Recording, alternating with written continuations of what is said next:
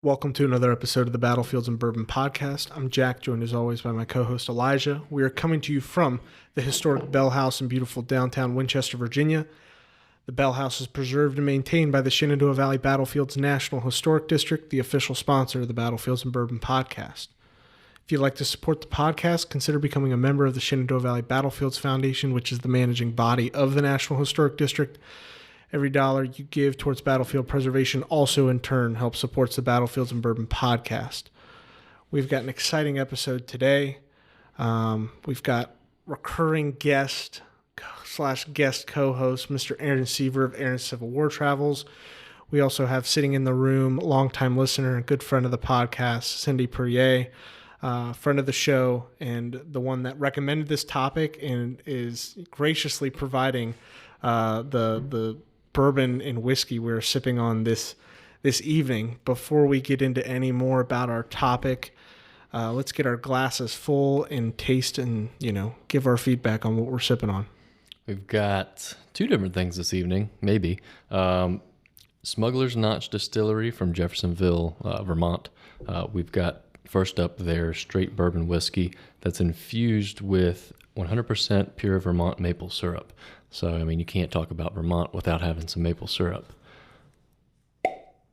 Pretty good pop. Good pop. Yeah. How about that? But this one comes in at 90 proof. And there is no mash bill or age statement on this one that I can find. So we are going in blind here for the most part. But tall bottle, like Penelope. Yeah, very Penelope-esque. You can definitely get the maple on the nose.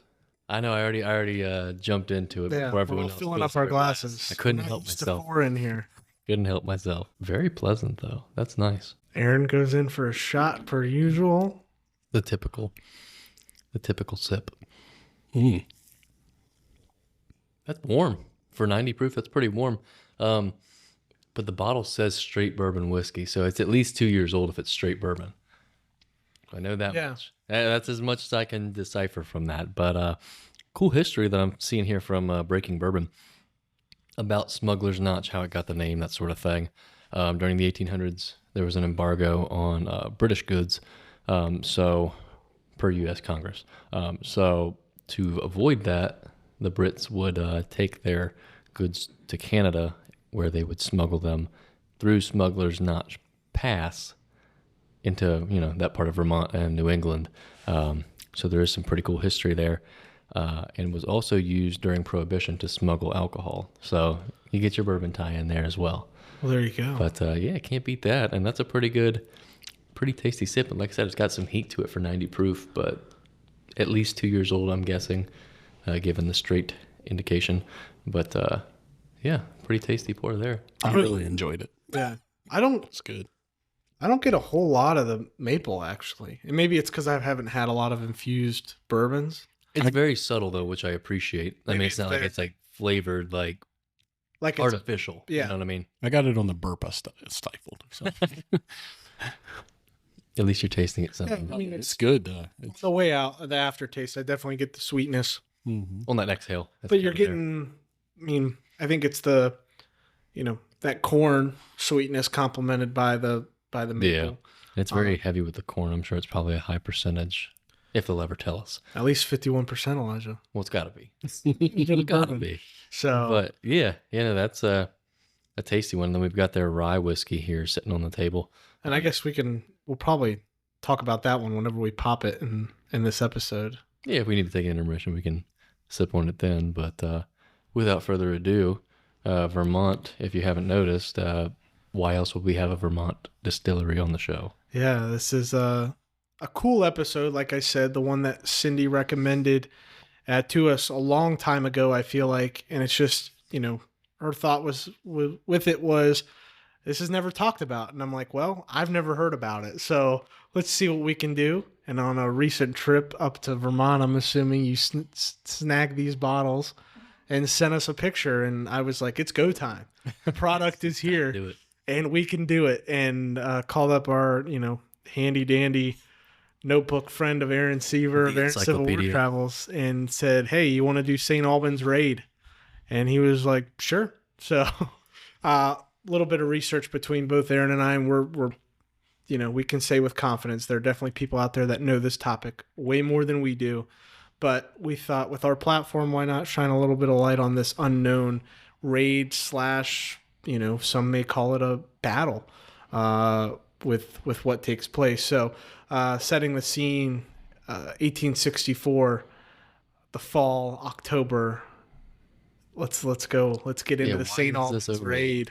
Why is this overlooked? All right. So why is this overlooked? Well, there is a freaking ton of stuff happening in the American Civil War during this time. You have Grant and Lee around Richmond. You have the Shenandoah Valley Campaign of 1864 happening. As a matter of fact, on the same day that this happens, the Battle of Cedar Creek is occurring here in the valley, just a couple miles down the road from where we're setting. You also have the raid of Price's raid into Missouri occurring during this time, which we talked about the Battle of Westport a few episodes back. So lots happening, not to mention William Tecumseh Sherman has captured Atlanta and will be starting his march to the sea. So a lot happening. And then you have this little incident that happens up in Vermont on October 19th of 1864, which would be a 20 to 30 minute episode during the Civil War. Yeah, this podcast might be longer than the actual raid itself. The raid itself is not very long. However, the outcome and the impact of the raid actually is quite large. So let's kind of get into why St. Albans. Yeah, why St. Albans? Why this random place in Vermont? It's not actually random. St. Albans is very close to Canada, so Canada is pretty sympathetic to the Confederacy at the time. They are not, anti-Confederate by any means. Again, not like today. We didn't have to have a passport to get across the border. You just went. So, and this is also British-held territory for the most part. So there's a lot of little pieces that go in there. But St. Albans, not far from Canada, so good escape route. It's also got some really good stuff. It's got a railroad. It's got 3 banks. It has, a pretty good, a good amount of money because of the banks, not to mention its location. So St. Albans becomes kind of the focal point for this little Confederate raid. Now, prior to this, there are other raids planned. So this is not just a one and done thing. There are raids planned. I believe it was Camp Douglas. They're trying to free prisoners, the Confederates, trying to free prisoners. They're trying to find different ways to affect the Union federal government. This would probably cause panic in the North if it pulled off panic, yeah, large scale. I mean, and you think about it, this is during the time of Price's raid, so we do have an excursion in the North, albeit it's in Missouri, but we do have that going on as well as a major battle in the Valley and the St. Albans raid. So things aren't looking terrible for the Confederacy at that point. But the reason this happens is because things are looking terrible for the Confederacy in 1864. The raid itself was to be the first in a series of raids throughout that area. St. Albans is picked because, as I said, the railroad, the banks. There's 3 banks there. Mm-hmm. So a lot of greenbacks, a lot of possible gold, silver, things like that. On top of it, it's in retaliation. We just had the burning of the Shenandoah Valley. So it's a terrible thing. Mm-hmm. War has changed at this point. We're not in a war of just 2 armies fighting. We now have a war that's affecting the civilians even more than it was with, not just death of kinfolk. Now they're getting their farms burned and things like that. And that's really kicked up. So this is actually in response to what's happening here, not only in the Shenandoah Valley, but also in Georgia, between Sheridan here in the Valley and Sherman in Georgia. As the Confederates would say the atrocities that are happening in the South. So definitely an interesting little thing. It's considered a wartime incident. You said earlier, some could consider it a battle. And through the Vermont Historical Society, and if you have never visited a historical society, you certainly should do so, because they have, they're generally pointed to certain things, and Vermont has their own. They actually have one there in St. Albans, and they have a lot of great history on the St. Albans Raid. But one of the historians there even said you could call this a battle, because you have, yes, Confederate troops, but you have the citizens of St. Albans who are going to come out with weapons, and they're going to try to fight the Confederates. They're actually going to chase them and shoot at them. So technically, we have a little bit of a battle going there. If we look at our armies, they're all made up of citizens, right? Yeah. Volunteers. So we'll get into the background of the St. Albans Raid. The Confederates are going to be led by a Kentuckian, Bennett H. Young. Young had been captured at the Battle of Selensville in Ohio, which was part of Morgan's raid the year before in 1863. He will actually escape from Camp Douglas, I believe, and he'll escape to Canada. During this time, he's going to come up with some of these ideas. He's a lieutenant. He's not a general. He's not a high-ranking officer, but he's going to start coming up with some ideas. Canada's sympathetic to the Confederacy. It's a good place to kind of make some plans. There are some issues with that, but we'll get into that in a minute. But he's going to bring these ideas up. He's even going to go to the point where he is going to go to Richmond, and he'll meet with some very high-ups. Probably no one really says who he meets with, but the likelihood is he met with Jefferson Davis. He met with the cabinet, and these raids are going to be paid for by the Confederate government. He's going to get quite a bit of money to get some men and go do these raids. Again, the first thoughts are to free prisoners of war. Those do not work out. They decide not to do those. But many of these raiders that are going to be in the St. Albans raid are part of that. They were already training for this, so they know what they're doing. Once Bennett Young, he gets his things, his affairs in order with the Confederate government, he's going to start trying to recruit some people. He's going to recruit around 20, 21 people to do this. Most of these guys are prisoners. They're not just soldiers they picked up on the battlefield, hundreds of miles away. These are prisoners, most of them, a lot of them from Camp Douglas and places like that. And they've been able to escape. They've escaped to Canada. So he's picked these guys up. And a lot of them will be part of Morgan's former cavalry unit that was doing a raid in 1863. So many of them have experience. They're all veterans. And Young, at this point, that's when he gets commissioned a lieutenant. And, the idea is they are going to bolster the Confederate treasury a little bit by robbing these 3 banks in St. Albans. They're going to cause havoc in Vermont, a northern state on the border of Canada. That's just, again, when we talked about Westport, had the Confederates been able to win that and get Missouri in, that's a big thing. Well, you have Missouri coming into the Confederacy, and then you have this raid in Vermont. The walls are closing in. The walls are closing in. It doesn't look like Lincoln's got a hold on things. And it's an election year. It's an election year, yeah. Just the very next month, we have that. So after he's commissioned a lieutenant, he'll return to Canada. That's where he will recruit the other escaped Confederates for the raid on St. Albans, which is, again, a quiet city. It's just 15 miles from the Canadian U.S. border.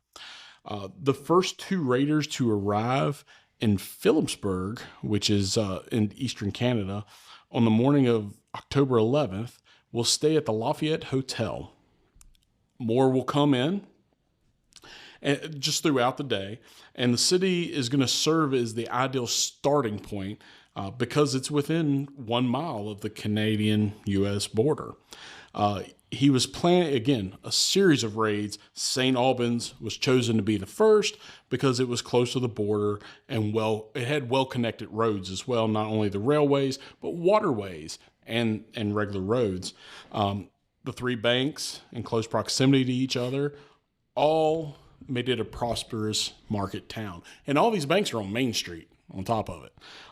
So they're not like all over the place. They're in one place. Young is actually going to be the first of the raiders to arrive in St. Albans. He's going to pretend like he's a theological student. There's accounts of him walking around holding a Bible and reading it constantly. And he's anything but a theological student. Yeah, I heard there's even accounts of some of the women in the town asking him because they see him like riding his horse, reading the Bible, and they're like, "Hey, will you give a sermon at the local church, please?" Please? Yeah. Sure, we don't know if he ever did that. So he never did, from the understanding that I have. It's a heck of a front. During this time, other men are going to be coming in, and the St. Albans is not a place that is not used to travelers coming in. Yeah. You've got the Canadian border there. And these guys are all dressed in civilian clothes. They look normal. They are hiding their Southern accents very well. Yeah, I think it's super smart. As I was researching this, that they did think it out. It's not like they just rode into the town and decided with to no banks. No game plan. Sprinkle in a couple guys at a time. Make sure they're not close together. They're staying at different hotels. Yep. They'll do some different things. And that's a good point that you mentioned with hiding the accent, because if Bennett Young is a Kentuckian, I mean, there's a very stark contrast as far as, how a Kentuckian sounds versus how a Vermonter sounds. I mean, you would know. I mean, like if you're dropped in Vermont, they would look at him funny. Yeah. Today. When I lived in California, they just called me Virginia. Yeah. Because they people say we have accents and I don't see it, but we do. Exactly. Allegedly. Our Valley accent comes out quite a bit. Yeah.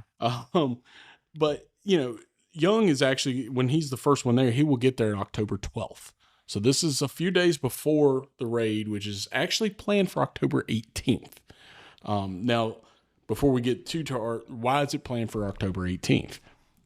That is just a good day to plan it, But the problem is that is also known as Market Day in St. Albans.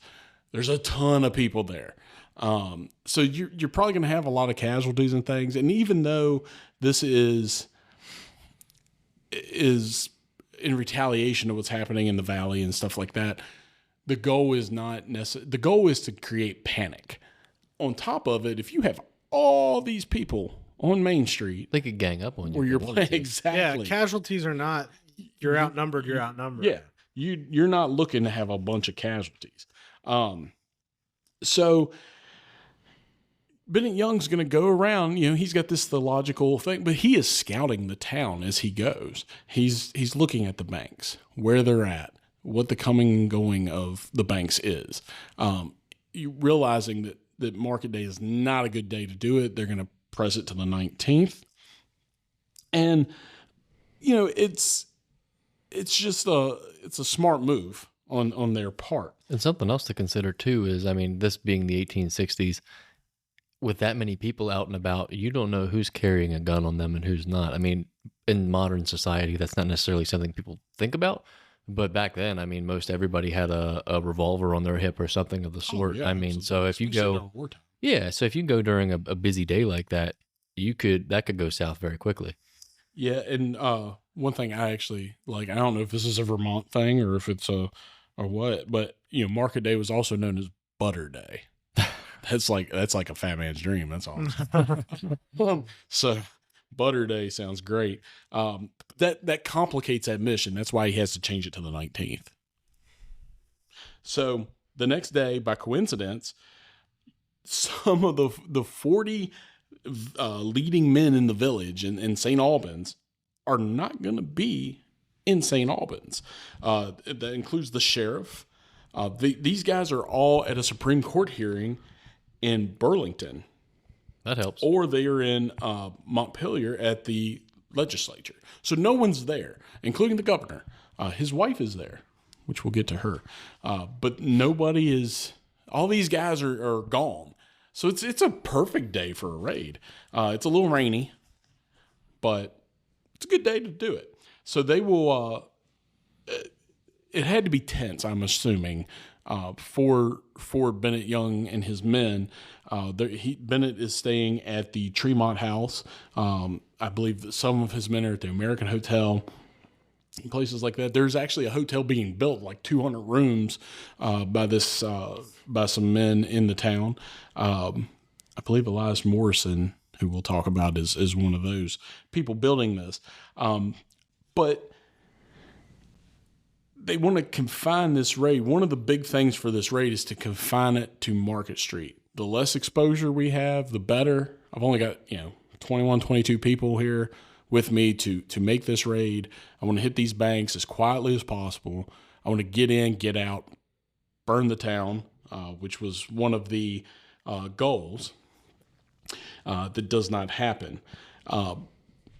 Again, all these men have made themselves, including Bennett Young, have made themselves familiar with the targets. The First National Bank on the south side of Fairfield Street, just one building up from Main Street. The Franklin County Bank, just north of the American House, not the American Hotel, the American House, where a lot of them are staying. And the St. Albans Bank, which was at the southwest corner of Main and Kingman Streets. So they know where these banks are. And they scouted the full layout of the town and occupied an area that was half a mile east and west and 2 miles from north to south.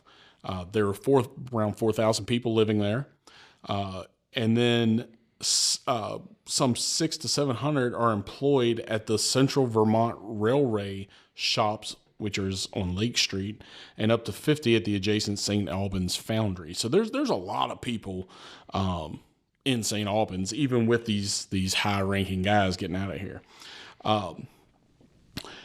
The raiders know that if those men that are working at the foundries and working in these other places, on the railroad, if they're alerted, then it's going to be a hell of a fight.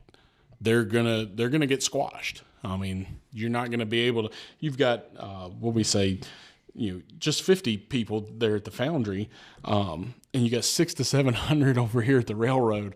You're going to get overwhelmed pretty quick with 21 guys. Yeah, 21 guys.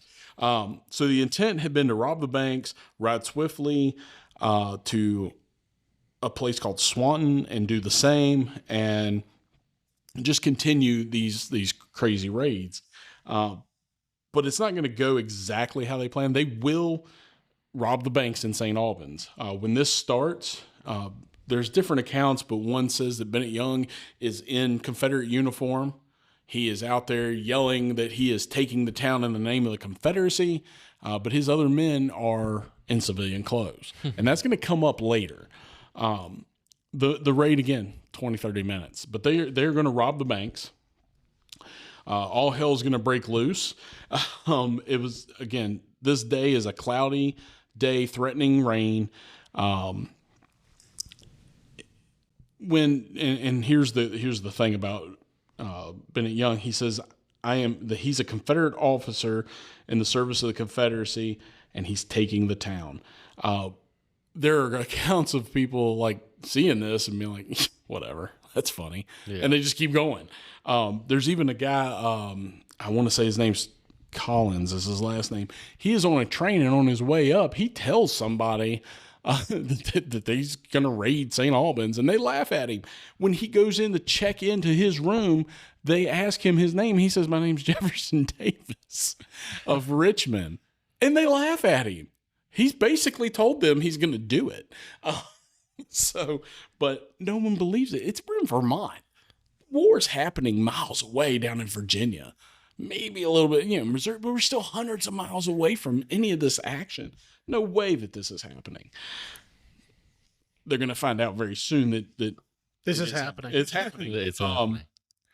So, when the raid starts, Bennett Young's out there in the street. The guys are going to start gathering citizens that are on the street and taking them to a certain place. It's leaving my head right now. I believe it's called Taylor's Park today. It's just it's the Village Green, near, it's near Main Street. So they're going to put these people on the village green under guard. They're going to have a guard on each side of Main Street watching because, again, we don't want to alert these guys at the foundry. We don't want to alert these guys at the railroad. That's a bad thing. So we've got to keep a lookout. Some of the witnesses that day are going to say that Young will discard a written text of his just given speech on the sidewalk. He had a speech written, about being the Confederacy and all this. It was never found. So whether that actually happened, that he read it from there and then just threw it on the street, was never found. But the actions of this raid they're going to first go into the St. Albans Bank.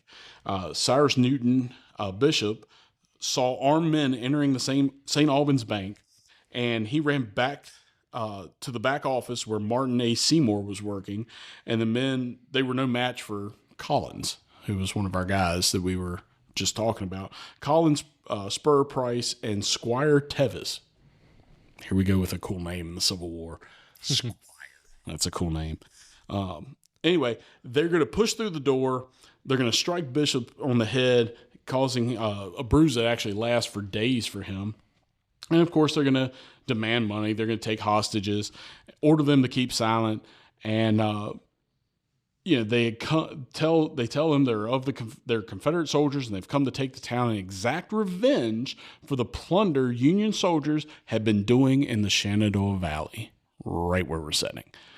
So cool way to link Vermont hundreds of miles away to the Shenandoah Valley. They literally are saying, this is why we're here. Of course, on the same day, Cedar Creek's happening. But the moment the war came home to roost here for Bishop and Seymour and these guys was in about 12 minutes with pistols in their face. They locked the bank door, the raiders locked the bank door, and they started filling bags in their pockets with banknotes that they found on the table and in the safe. During this moment, this is one that I actually find kind of funny. They're obviously in a hurry. They failed to discover $9,000 in a drawer that was under the bank counter. They did find a $1,500 bagged in silver, but it was too heavy to carry, so they just took $400 of it. We'll leave some. There was a bank customer there, Samuel Breck. He was the first to knock at the locked door on the St. Albans Bank, and he had just come from a furnishing store that was next door when one of the raiders opened the door and thrust a gun in his face and then pulled him inside. And he says, he's there to make a deposit. And the raider says, I take deposits. I'll take that. And so Breck had to give up his $393. So that's one bank. The Franklin County Bank.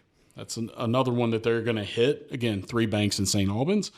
What happens at the Franklin County Bank is not for the claustrophobic, as this wonderful readout I have here says.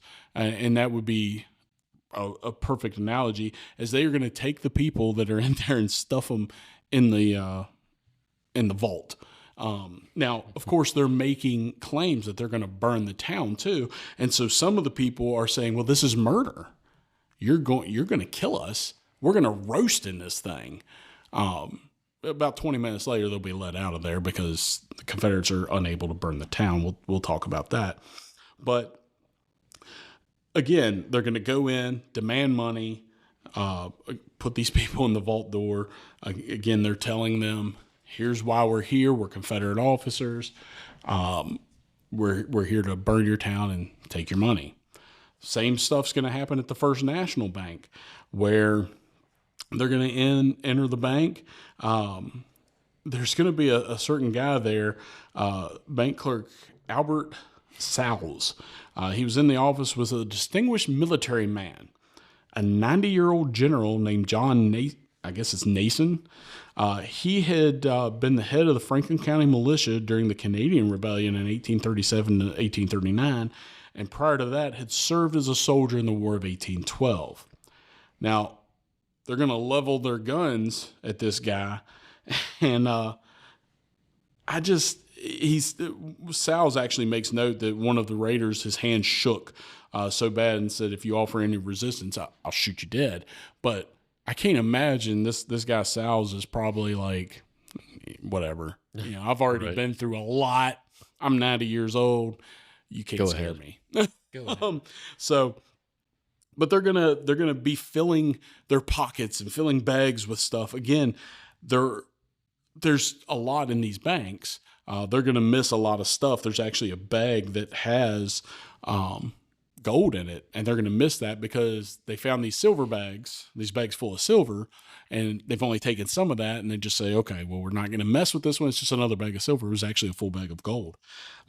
But these guys, once they rob these banks, they're going to come out with over $220,000. Meanwhile, in the streets, raiders that had not been assigned to the three banks were guarding the streets and herding the pedestrians onto the village green. During this time, there's going to be a few other incidents. One of those incidents involves Elias Morrison. He is a Southern sympathizer. He is going to be the only death during the St. Albans raid. He is actually shot by Bennett Young, and he will die a couple days later. He doesn't die instantly, but he will die from his injuries. There is another man that is wounded, and there's actually the Vermont Historical Society, I want to say the St. Albans Museum, has a cane that was carried by a guy who has actually a bullet hole through the thing. So he got shot at. It didn't hit him. It went through his cane, which is just crazy. So good for him. But as the raiders they've got their money and everything, they're trying to get out of here. The bank robberies only take 12 to 15 minutes. And they're not just robbing those banks. They're also stealing horses. The Confederacy needs horses. They need good horses to get the heck out of Dodge, as their mounts are probably getting pretty worn down. Now we go to the governor's wife, and I cannot remember her name off the top of my head, but I believe it's Governor Smith, if I remember correctly. But his wife is home, and she had met Bennett Young, and actually showed him around, showed him the prize horses and everything. When the raid happens, this lady goes out, sits on her porch with a revolver, and is like, "Come at me, bro," and they don't. They just they leave her alone. And then she will tell her husband, I almost said she texted her husband. She didn't text her husband. We didn't have that technology. But she will write to her husband like, everything's good. We're good. I got it under control. You just hang out in Burlington, do your thing. Because he was fixing to come home. You know, he's trying to get home. Oh my God, hope they're okay. And she's like, psh, whatever. I'm a strong woman. I got it. Really just shows you how strong the citizens were back then. Rough and tough. Again, the only casualty is going to be Mr. Morrison. But there's going to be a few other things that happened. Captain George Conger, who was a native of St. Albans and a resident of Lower Weldon Street, he had been discharged from the Union Army after 10 months of service with Company B of the 1st Vermont Cavalry. And he's downtown that day. He finds out about the raid. He comes running up Main Street from the south, and he will be approached by Bennett Young, and Bennett Young will say, "Are you a soldier?" He says, "Yeah." So he'll put him under arrest and tell some of his raiders, take him to the village green and keep eyes on him. This guy's a soldier. He knows what he's doing. Conger will be escorted toward the village green, and he will escape from the raiders and go get help.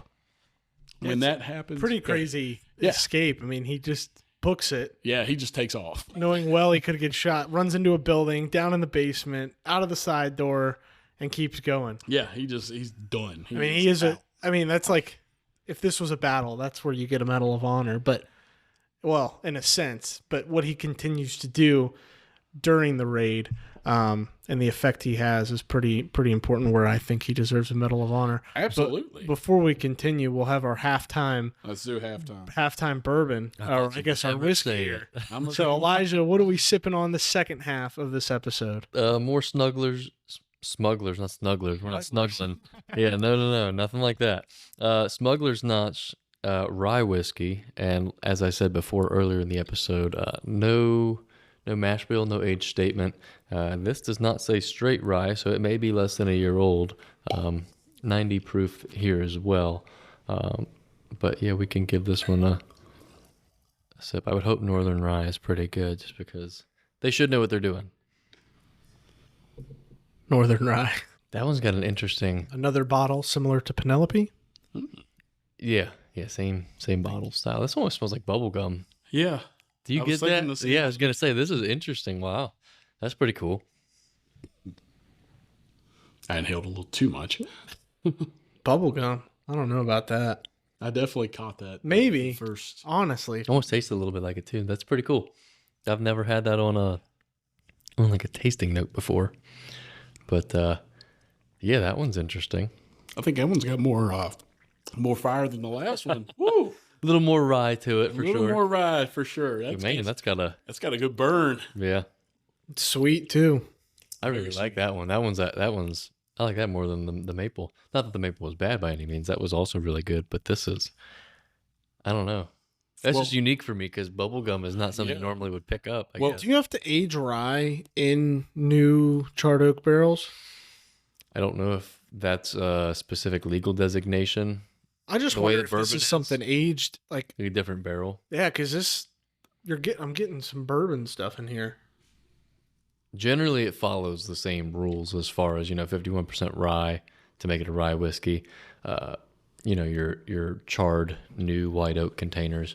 But I don't know if that's a legal requirement to be called rye whiskey, the way that bourbon has its own special designations. Yeah. Yeah. I can, you know how I take a shot. I don't sip. I take a shot first. I was very surprised by the burn. Really, on the rye? On the rye. The burn got me. It was good. It was a good burn. More mellow to me, honestly, but I really enjoy that.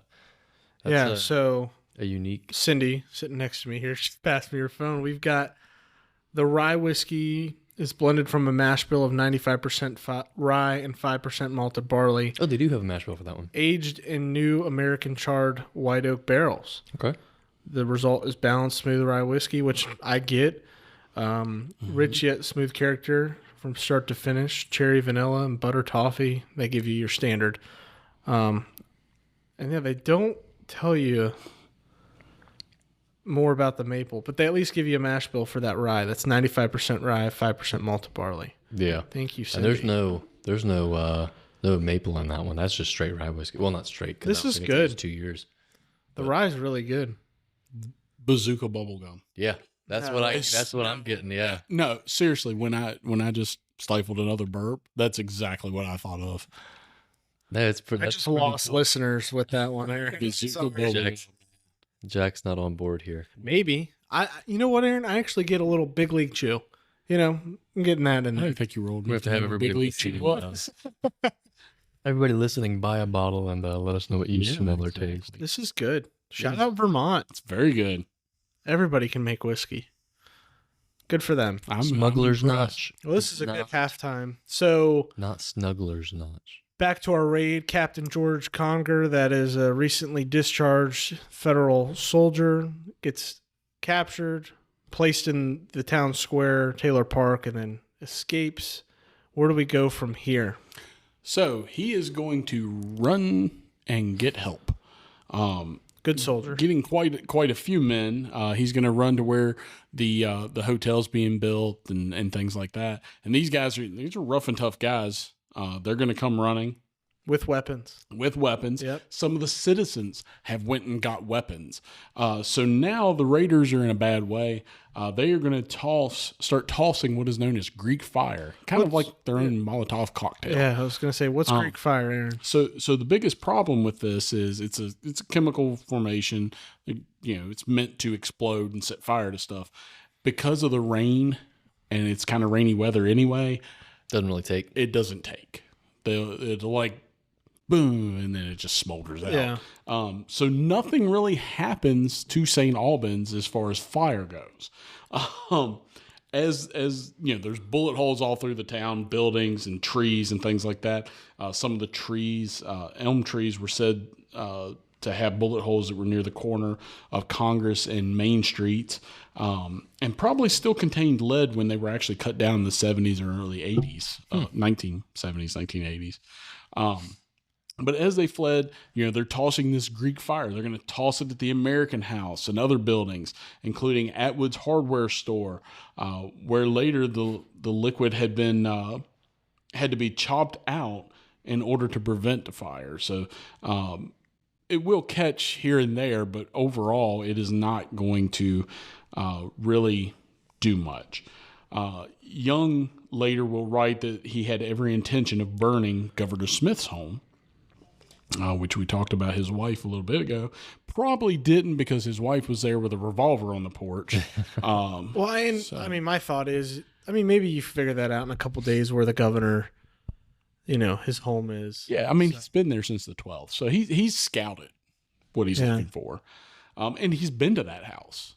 Like he literally, Bennett Young had been to there and talked with Miss Smith. I think it's important to note here too that, and I heard this or found this somewhere, that there was a newly built schoolhouse that stands in St. Albans, and there were students there. In the academy, and they were at an assembly when the raid breaks out, and they all get rushed to the basement, and you think about the what ifs, and I hate what ifs, but I find myself always saying what if, and if they actually burned the town. You have all these students, stuck in a basement. You've got bank tellers stuck in an oven, a vault oven. This is, if it was successful, it's a scary mark for the Federals, but as well as it's a bad look on top of the already bad looks the Confederates have. This is an even worse bad look. This is a terrible incident. Yeah. That luckily was minimal. We still have death and wounds there, but overall, and it's overshadowed by a ton worse. Yeah, and it's overshadowed by the Union victories at Westport and Cedar Creek and Atlanta and all these other successes. They're going to try to go, hey, look at this, so people don't. We already talked about why we overshadowed it. So, but you know what I mean. You spoiled it, Elijah. So no, I'm just kidding. So back to our buddy Captain Conger. He's going to be held as a local hero that day. Because he is going to organize a posse of about 50 men who immediately are going to take pursuit. Yeah, I love that. Every video you watch, article you read, they refer to this Conger's guys as a posse. It's not like the militia or the thrown together. It's just citizens and police officers in Vermont. Love it. It's the posse. There's going to be a second posse of about 40 men organized by F. Stewart Strahan and John W. Newton, and they're all going to take chase. And at the far north end of Main Street, the raiders are going to pick up the plank road that ran between the St. Albans village and Sheldon, which is another village, and they're going to pick that up in an effort to stop the pursuit. But it's too late, and these guys are going to continue to pursue. The raiders will leave St. Albans again. Couldn't burn the city or the town, but they're going to get to this other town, Sheldon, and the idea is they're going to rob that bank there. But when they get there, the bank's closed. They actually go and pull on the doors. The doors are locked. So they can't do that. It's too late in the day. It's too late in the day. They are... And aren't banks always closed when you need to go to them? Isn't that the thing? Is the thing. They're always not open, especially on the weekends. It's closed. They are going to end up, though, going to a farm where there's a gentleman who's recovering from wounds in the wilderness, and he is the nephew of a certain gentleman. Oh, I love this story. So here's the interesting thing. He's got like a great horse. They're going to steal this horse. The guy that's the nephew is the nephew of the man who was the officiant for Robert E. Lee's and Mary Custis' wedding. Yeah. Like, how weird is that? I know. Small world. Just, I mean, how you can't write this stuff. You can't make it up. They did. It They wrote happens. it. Yeah. Believe it or not, Aaron, they did write this stuff. You can't make it up is what I'm saying. Yeah. So too much bourbon. I didn't say the right words. So the Raiders are going to continue after that, though. And they're going to cross this wooden bridge across Black Creek there at Sheldon. A covered bridge.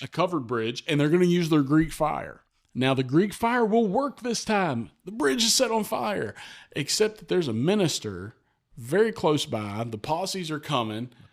Well, you missed a point here. Oh. As they approach the bridge, there's a farmer with a massive load of hay. That's he's just taking up the bridge with this. They're like, perfect. This is great. Perfect. Yeah. This is everything St. Albans didn't have: dry straw and hay that we can easily use the Greek fire on. But like you said, continue, Aaron. Yeah. So they'll set fire to the bridge, but this minister's going to come down and some other people, and they're going to be able to put the fire out.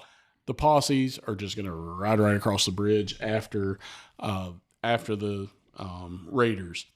There's going to be another incident too, where they are going to come up to a guy, and he's going to have a nice fine horse, and they're going to steal his horse from him.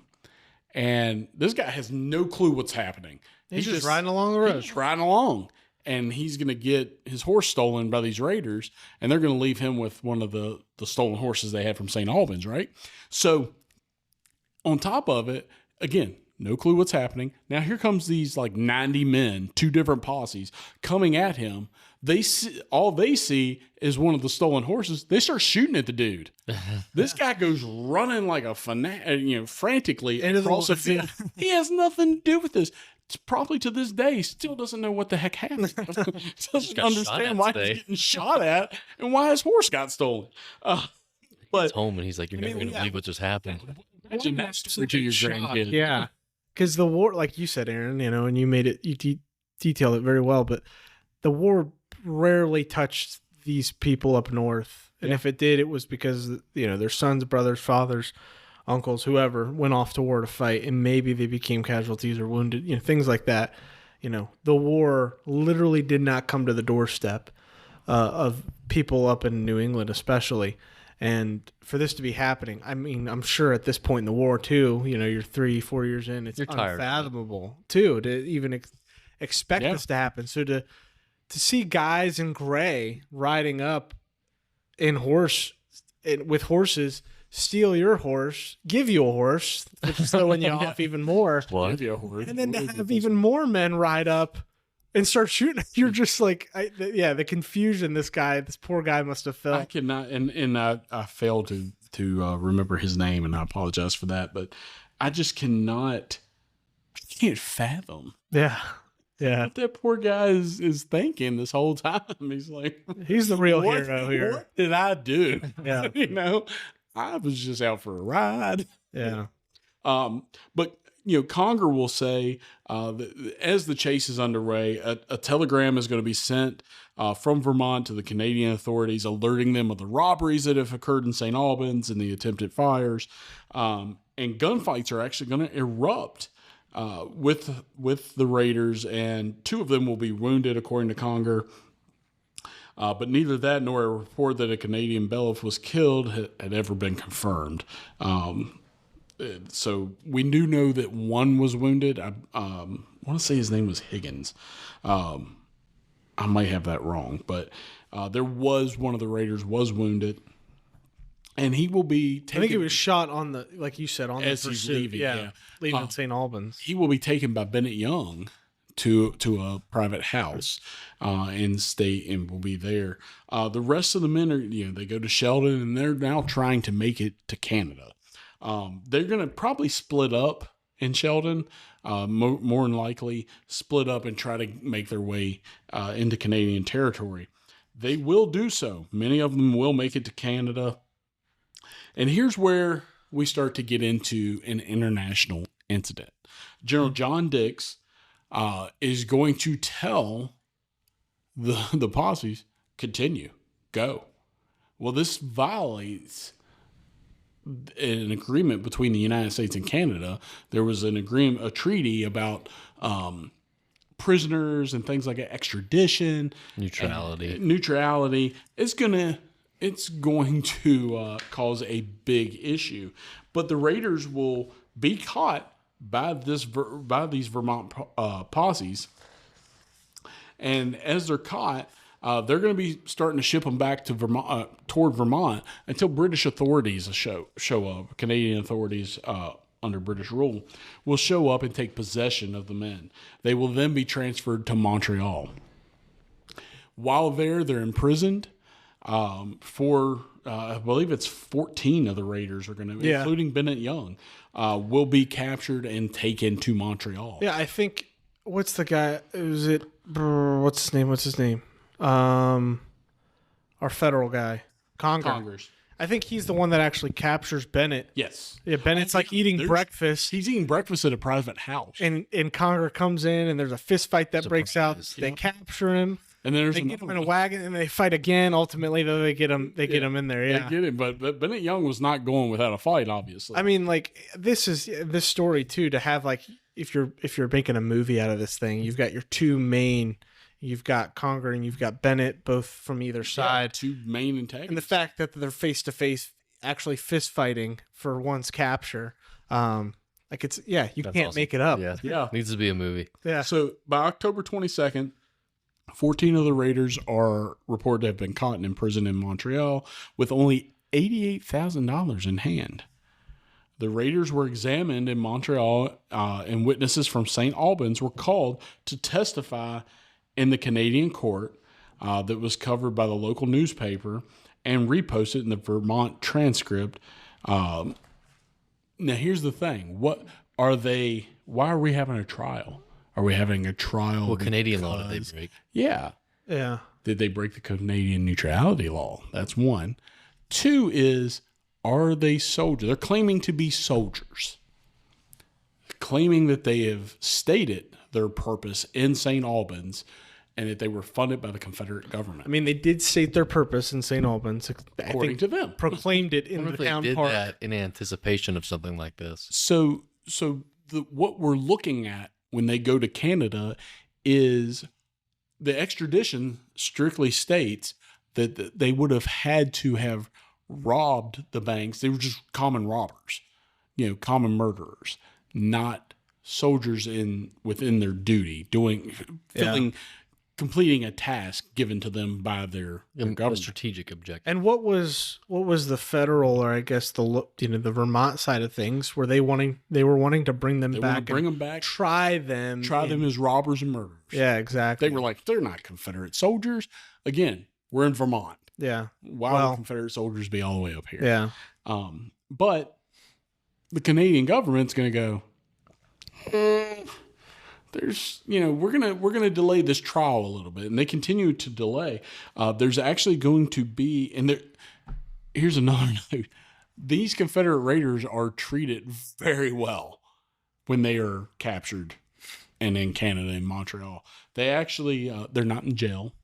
They're in jail, but they're in they have apartments. Nice. Not like what you would think of jail today, or even at that time. They're not in a prison camp or anything like that. They're treated super well. They got 3 meals a day. They're treated like royalty. There's people outside screaming because Canada is very sympathetic to the Confederacy. Which is crazy to consider because, even further north than, any Union state. Yeah, so they'll have the trial, and following this first trial, the first trial, the prisoners, the judge is going to say the prisoners should be released, and they will be released in December of 1864. But due to Canada's neutral position on the war, a few days later, So most of these raiders are actually going to head west. They're going to get the heck out of Dodge. But 5 of the men will remain in prison. One of them being Lieutenant Bennett Young, who is the leader of the raiders. And that's concerning the belief that Canada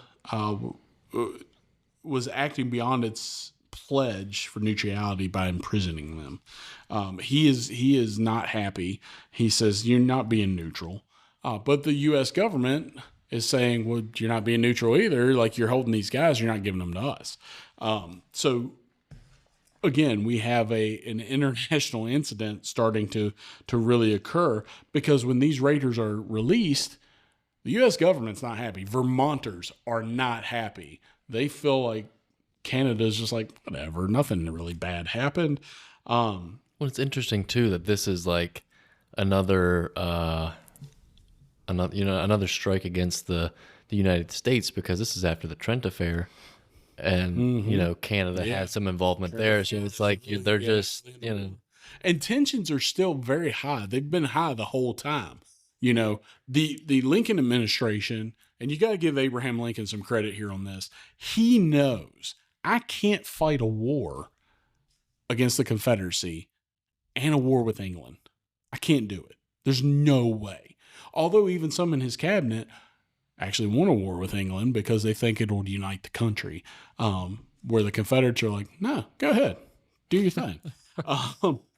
But one of the other things that Bennett Young will say while he's in prison that's going to come up in these trials is, I went there for the purpose of burning the town and surrounding villages in retaliation for recent outrages in the Shenandoah Valley and elsewhere in Confederate states. Here we go with the Valley again.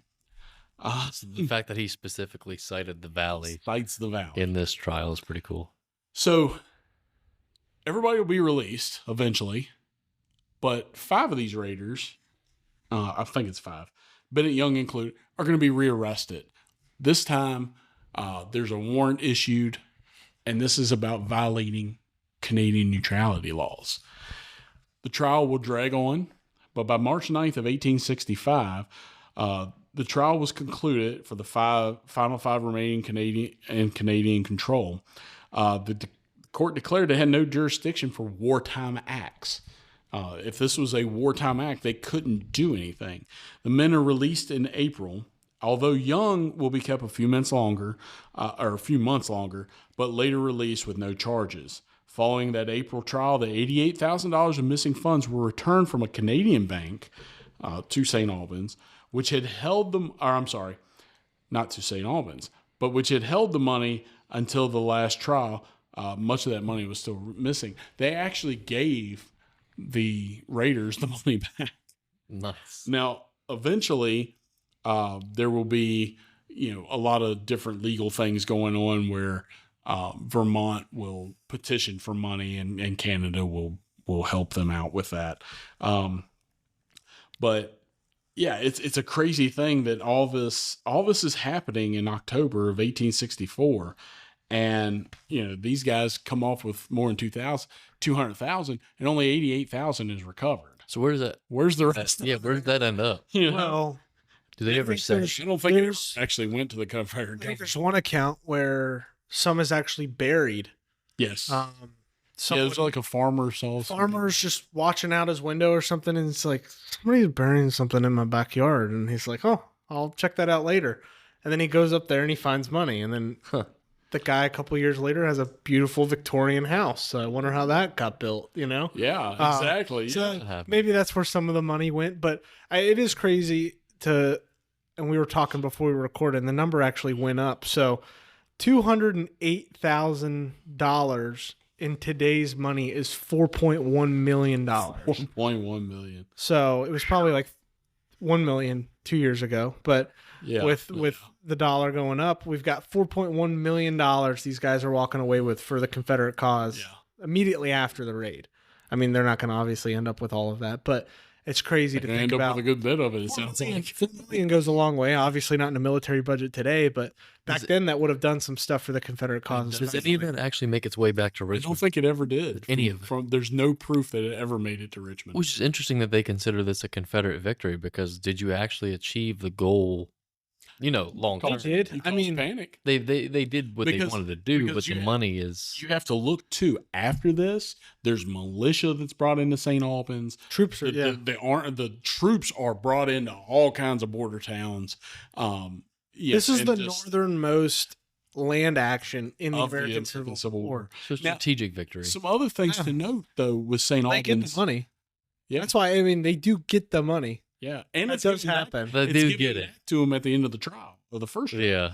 And they do get to Canada. It's a win. Yeah. What happens immediately after is a difference. In the trial. A win is a win. At the very end, even, at the very end of it, the Canadian government's just like, all right, Civil War's over, because at this point, let it go. Yeah, let it go, guys. Because it's actually, once they're rearrested, there are some of them that are there until I think June, and they're released because why keep the war's over. Yeah. But one other thing, St. Albans is not just known for this little raid here, right? It's an underground railroad spot, so that's kind of a neat thing. It has to do with the raid, with the Civil War. Obviously, like you just said, Jack, the northernmost engagement of the American Civil War. In 1866, the Fenians, which is an Irish nationalist secret society, pledged to invade Canada and made St. Albans their headquarters prior to an abortive raid across the border. Maple sugar production is the major industry there. Obviously, shocker. Tourists visit the city for the annual Maple Festival every April, and dairy and ice cream are also an important part of St. Albans. So St. Albans it's not just known for this Confederate raid. I mean, there was a planned raid into Canada after the end of the Civil War by the Irish, and it didn't happen.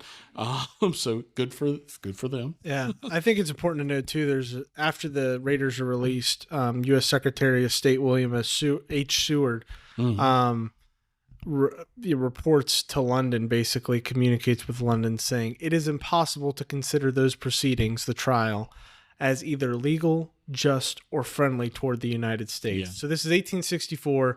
Everybody thinks, Emancipation Proclamation is passed, goes into effect January of 63. That eases tensions. It buys or defers Great Britain's support towards the Confederacy. That does not guarantee support towards the United States in a formal way. And it's even, news in Europe reports that because of the raid and the war between, there's a speculation of war between Britain and the United States, that there was an increase in the price of Confederate gold bonds because of this. Mm-hmm. So this does have an effect. So there's far-reaching effect. They profit from it in a weird sort of way. Something I forgot to mention too is, we talk about these trials. These guys have to prove that, the Canadian government will take a recess. In order for the recess is for the Confederates to be able to prove that this was sanctioned by their government. So they're going to send people south to try to figure this stuff out, right?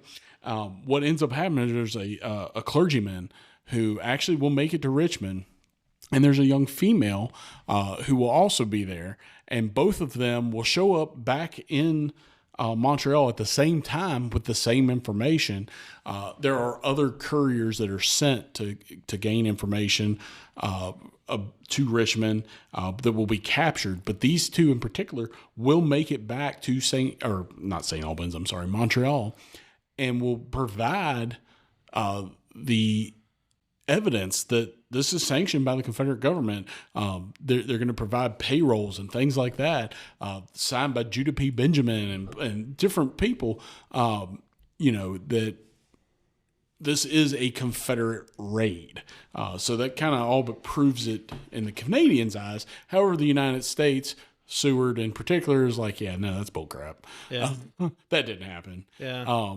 It's just, I don't know if it's that they couldn't fathom it, but the Canadian government will try to appease the U.S. a little bit, as they will reimburse the plundered banks. The release of the raiders is going to lead to strong protests in the United States. Again, 5 were rearrested and remained in custody for a time for violating the Canadian neutrality law. Now, that is simply because it was said that they planned the raid in Canada, but there's never any full hard evidence. Yeah. Did they plan in Canada? Probably. A lot of things say they planned it in Chicago, Illinois. So who knows? Yeah. But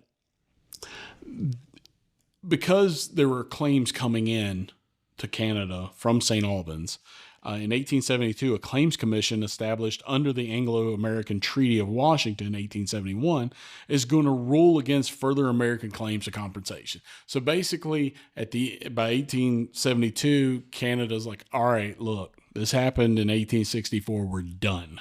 We're not giving you more money.